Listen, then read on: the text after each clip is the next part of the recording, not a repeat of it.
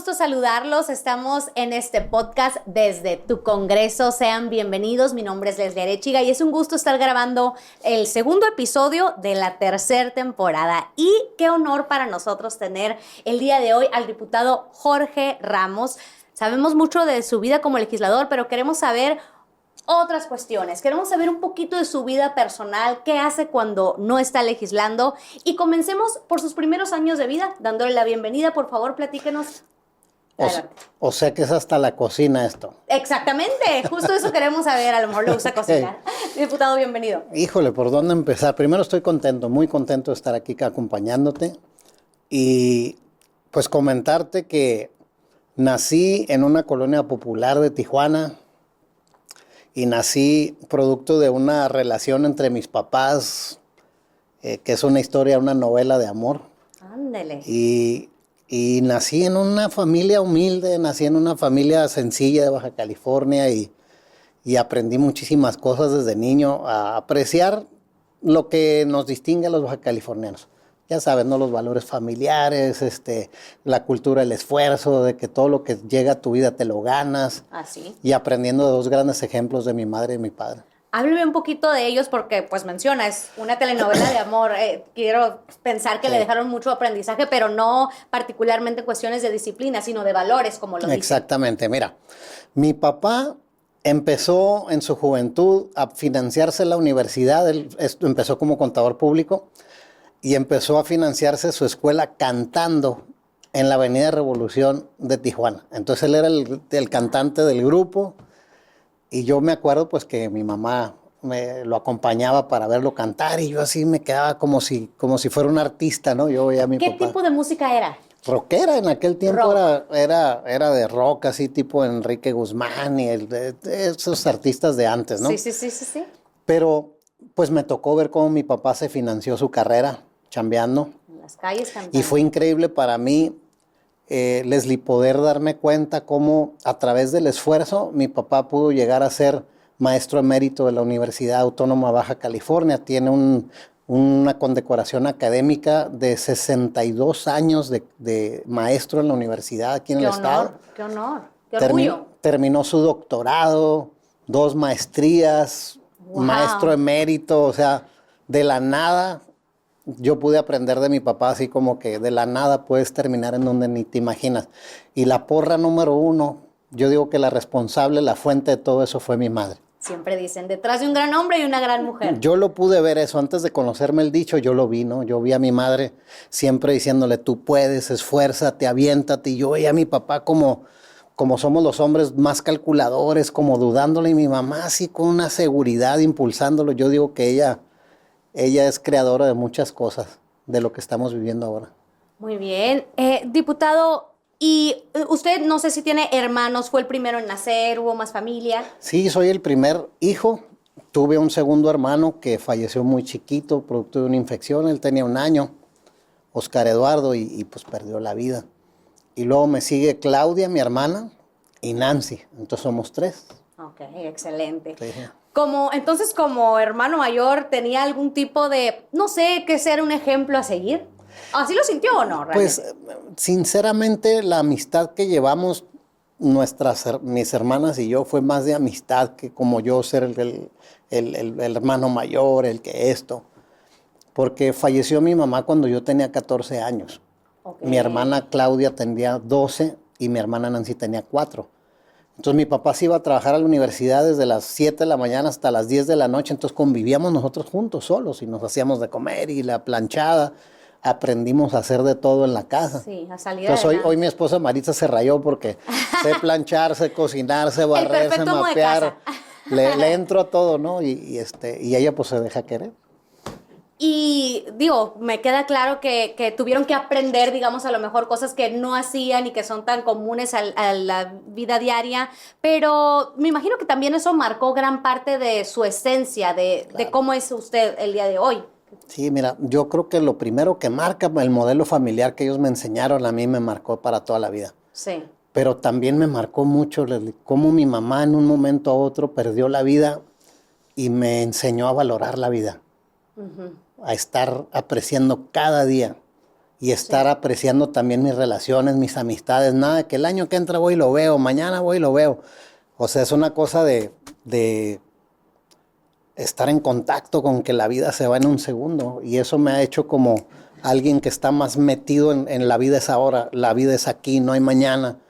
Y me transformó mucho ese evento. Desde luego. Si retomamos esta parte de su vida, es más o menos la adolescencia. Si nos pudiera platicar un poquito cómo fue para usted vivir la adolescencia tras esta pérdida, o incluso si gusta contarnos un poquito de su infancia, que luego tuvo este final en la adolescencia, ¿no? Te decía que mi mamá es bien luchona, ¿no? Vivíamos en una colonia popular. Sí. Y ahí, pues en una colonia donde había que salir a hacer las necesidades a un baño de pozo, me bañaba jicarazos y de la nada mi mamá, siempre impulsando a mi papá, Jorge, hay que sacar a los niños adelante, hay que moverlos de esta colonia, hay que ir por más y demás. Y de repente estaba viviendo a mis 9, 10 años en una colonia, pues de las mejores colonias de Tijuana.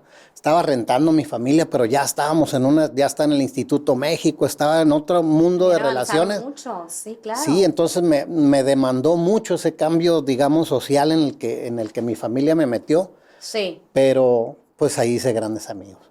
No, la claro. verdad, la escuela marista pues también me inculcó valores, una idea de la vida y eso.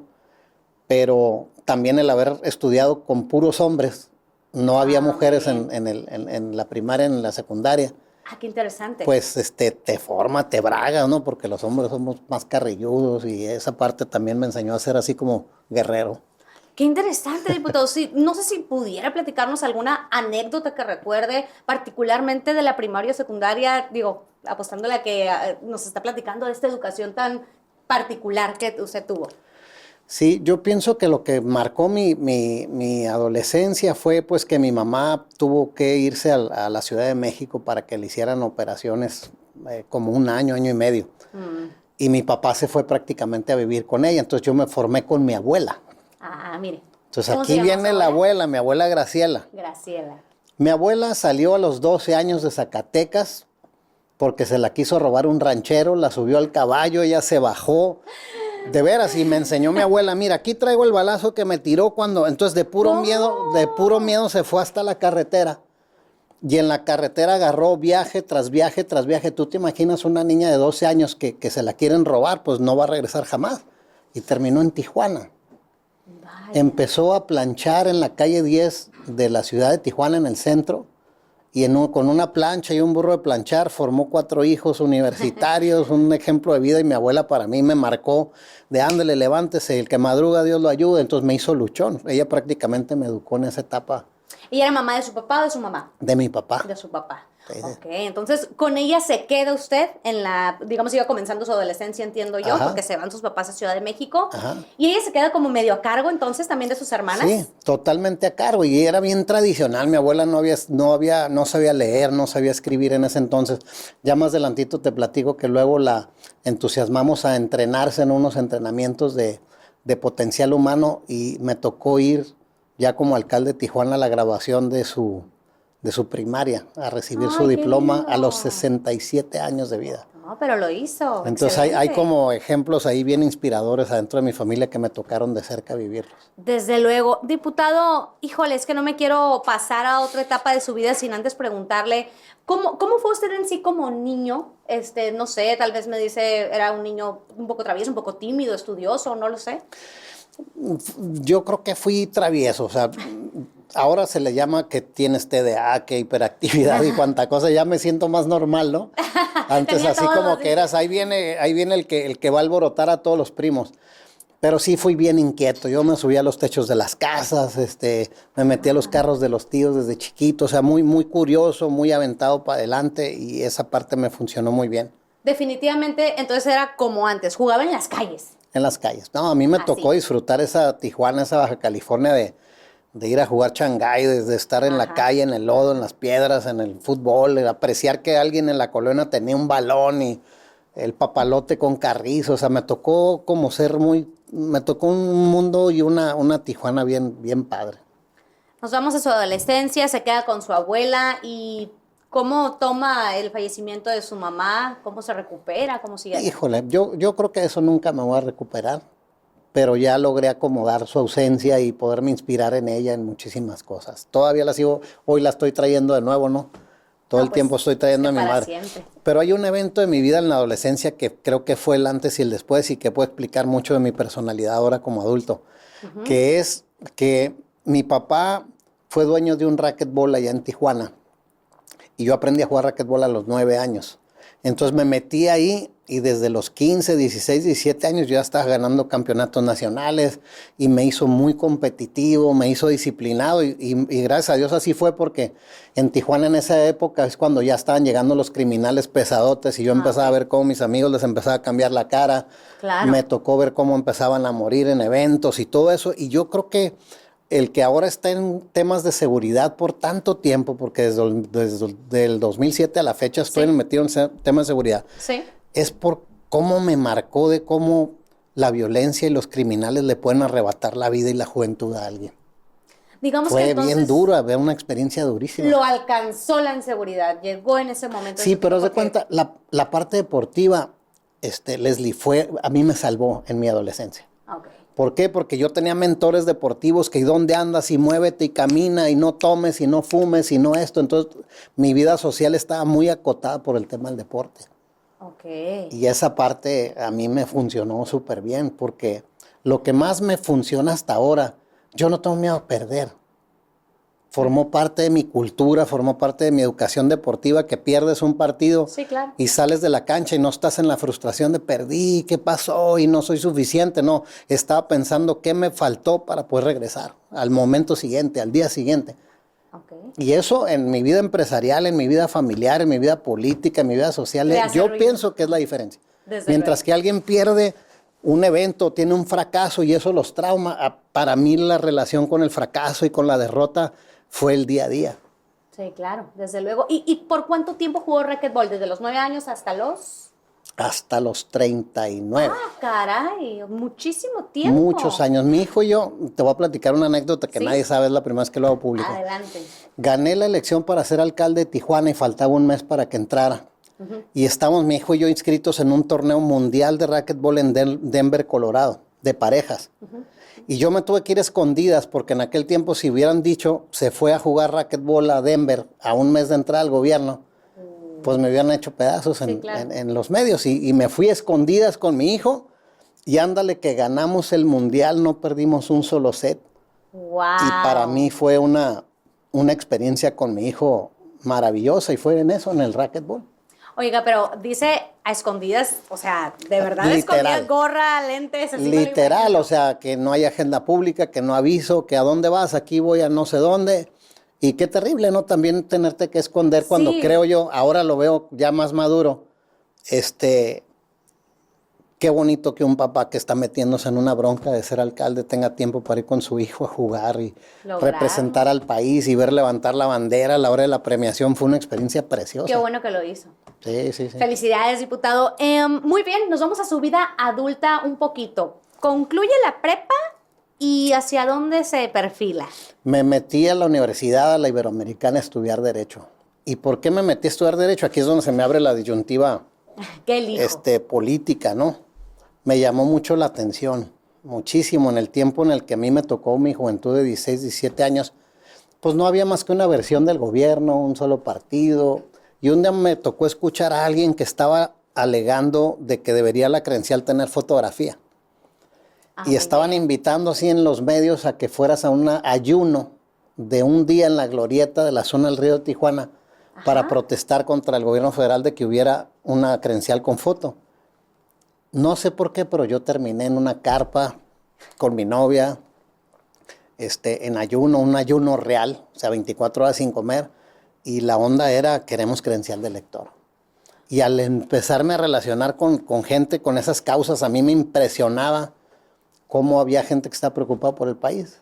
Sinceramente, yo venía de un mundito así del deporte, de la familia, de cosas muy cercanas y me empecé a relacionar con gente que estaba pensando en grande. Digamos que antes de ello no había tenido como un acercamiento con la política, pues realmente vivía... Sí, porque una buena parte de mi familia ya está dedicada a la política, pero que a mí me haya despertado un interés y que tú digas, a ver, ¿por qué está pasando esto?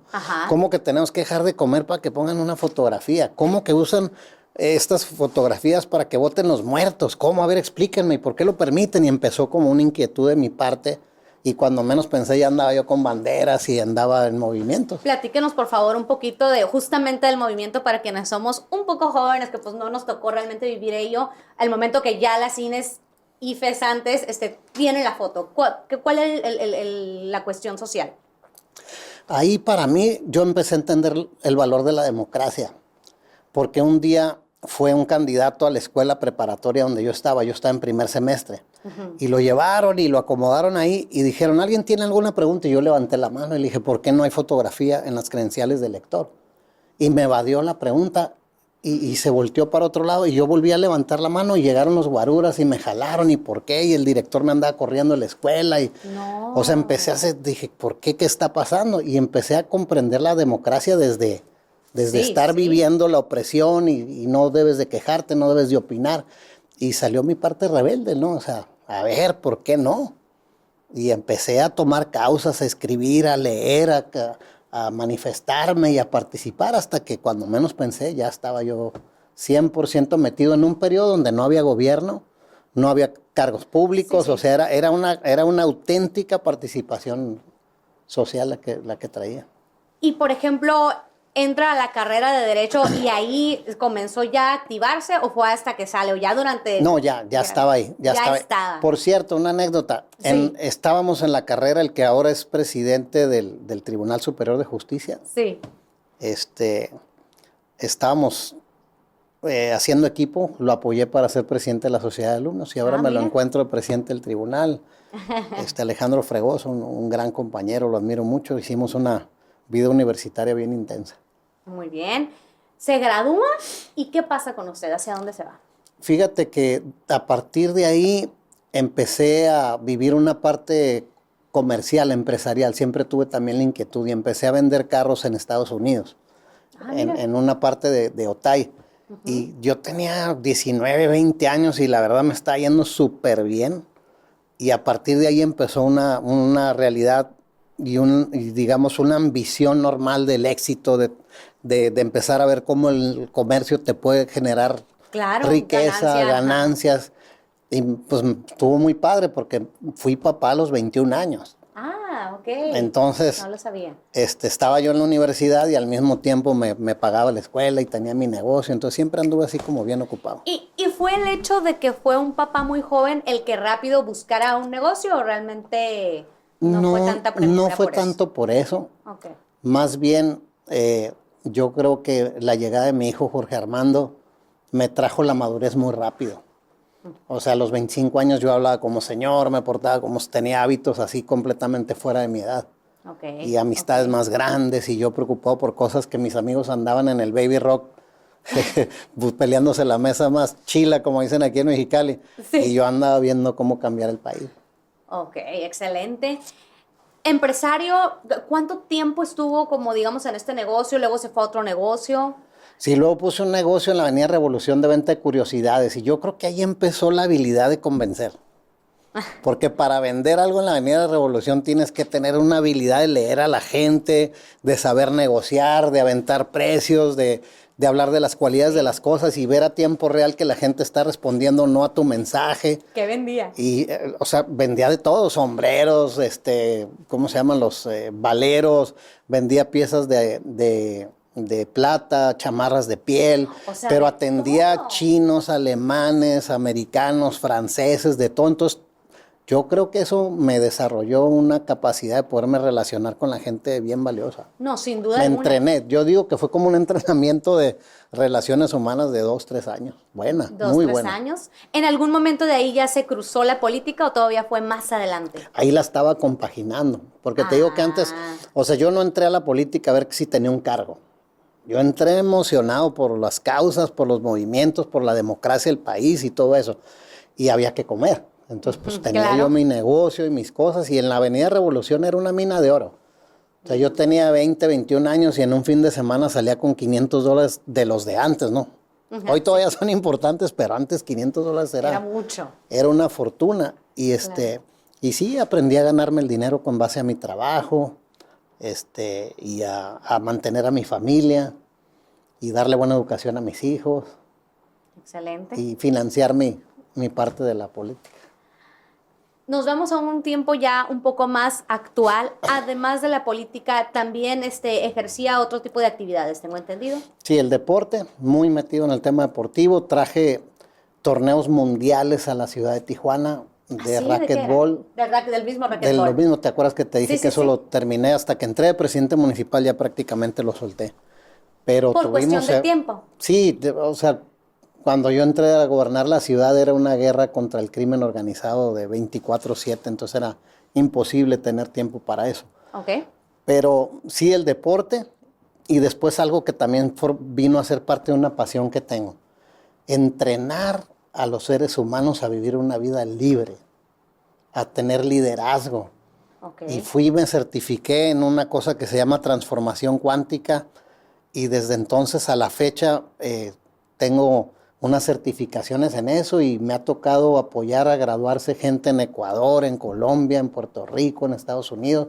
He dado entrenamientos en varias partes del mundo y es una afición y ¿cómo te diré? Una pasión de poder aportar para que un ser humano pueda liberar sus limitaciones y se vaya a vivir la vida en grande. Ha de ser, me imagino, muy satisfactorio saber de que, Sí. híjole, ayudé a todas estas personas que ¿Cómo se están no? graduando, ¿no? De todas las edades. De todas las edades, o sea, me tocó un Oscar Navarro, que llega un muchachito de la Colonia Libertad de Tijuana, que tenía un estudio de karate, era alumno de un estudio de karate súper promedio, y llega y le digo, ¿a qué vienes? ¿A qué te estás inscribiendo? Y me dice, yo quiero representar a México en las Olimpiadas Nacionales en karate. A eso vengo a entrenarme, porque los mexicanos siempre perdemos el penal, siempre nos da miedo la medalla de oro, nos quedamos una milla atrás, y lo empecé a entrenar, y fue el representante. Entonces, cuando él me trae la medalla de oro de la Olimpiada Nacional, yo empecé a sentir una satisfacción que para mí es más grande que cuando haces algo para ti. Sí, sí, sí. Hacer que otros ganen, para mí tiene más satisfacción que cuando yo gano en algo de mi vida. Y también lo aplicaría en la política. Sí, sí, porque, o sea, es que la política al final también es eso, ¿no? Cuando tú lo entiendes como un servicio para transformar, para agregarle valor a la vida de la gente. Y acuérdate que dentro de mí hay un niño que vivió en una colonia sin pavimento, sin agua, sin drenaje, que se bañan a jicarazo. Entonces esa parte, yo vengo ahorita antes de la entrevista de una colonia de Tijuana ahorita buscando pavimentar. O sea, es como un compromiso que tengo con mi pasado, con mi origen, de poder contribuir desde donde estoy a que mejore la gente. Excelente. Diputado, antes de pasar a otros temas, quisiera saber qué es lo que le llamó tanto la atención de formar parte de esto, de lo que me comenta, de esta transformación cuántica. ¿Por qué se inclinó hacia allá? ¿Por qué fue importante para usted? Porque he vivido retos bien grandes. Primero, la muerte de mi mamá. Y segunda, los retos que implica un matrimonio. Y el reto que implica ser cabeza de una familia. Entonces, como todos, me imagino, tenemos problemas y atravesamos baches importantes. Y me metí a invitación de mi hijo Jorge Armando un entrenamiento que me transformó la vida. Y dijo, lo tengo que replicar. Y yo no me lo puedo quedar.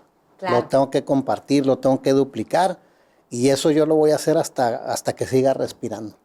Excelente. ¿Cuántos años lleva ya en esto? 16 años. 16. ¿Y en la política?